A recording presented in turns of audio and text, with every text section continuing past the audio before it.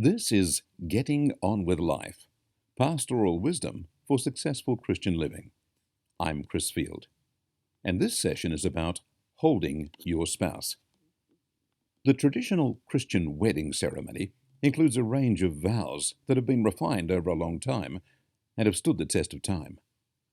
The problem with such things, especially when they're familiar to our ear, is that we tend to treat them like a child's rhyme rather than a meaningful expression of truth that has to be understood and committed to. I find this is often the case when Christians read the Bible, tending to breeze over it rather than consider what they are reading or hearing. So it's no wonder people might do that with other things as well. I was recently reflecting on a short phrase from the traditional wedding ceremony, and it prompted a thought I want to share with you here. The words I reflected on were to have and to hold.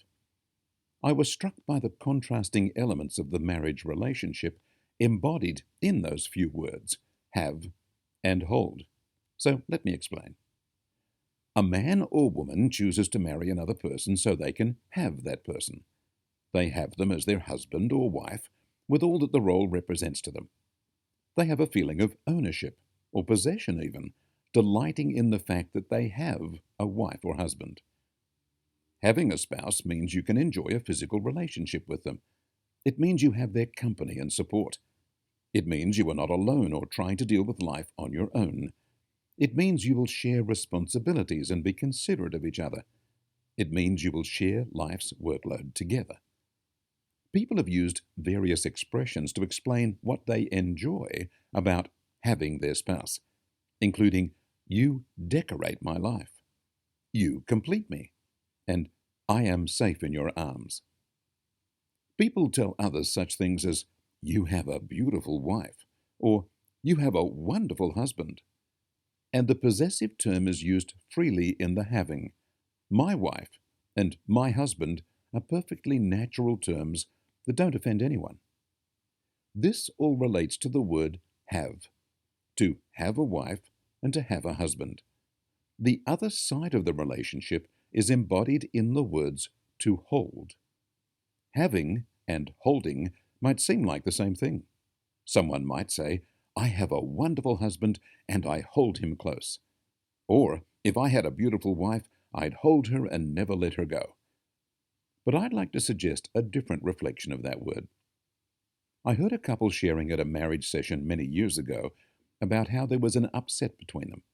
The wife had become out of sorts and stayed that way for several days. The husband, busy with his work and ministry activities, didn't have time to wrestle with his wife's troubled mood, so he kept out of her way, hoping she'd settle down. After several days of this, he took the time to dig into her problem.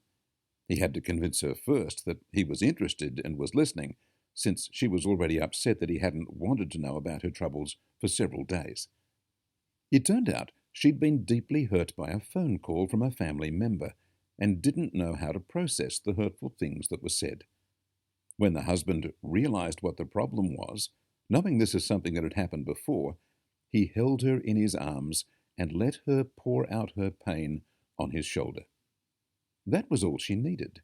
She needed him to hold her, comforting her and caring about her. Up to that point, he was too distracted and busy to do it, and that pained her even more. We have the imagery, too, of someone in need or in pain saying to someone close to them, "I just want you to hold me." An upset child wants to be held by their parent.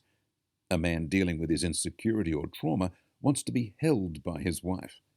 A wife struggling with an issue wants to be held by her husband. In one sense, it's when they are making a withdrawal on the emotional account, like saying, "I need a dose of your comfort." So let me pick up that application of the word hold and suggest that holding is when we are ministering to our spouse, not taking delight in them or receiving from them. To have our spouse is to enjoy them, take delight in them, and be blessed by all the things they bring into our life. Having the spouse carries all those selfish things we enjoy about our marriage and our spouse. To hold our spouse is to be there for them, caring for them, sharing their load, listening to them, and loving them unselfishly. What happens in many relationships is that we want our spouse to hold us, as in giving us what we think we're entitled to. If they don't hold us, we feel like not letting them have us. If he won't hold me, he can't have me. If she won't hold me, she can't have me. The wedding commitment is to have and to hold.